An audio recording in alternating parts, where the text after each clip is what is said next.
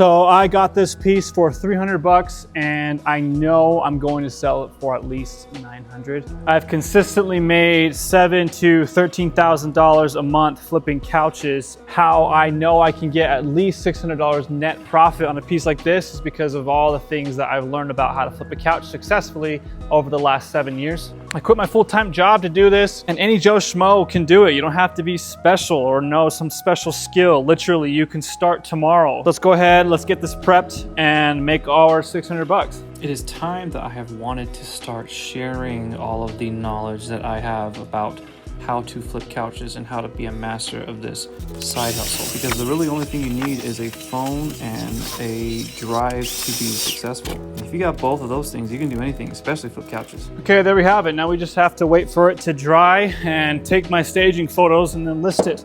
And pieces like this are notorious for going for at least 900 bucks. I'm really excited. Good find.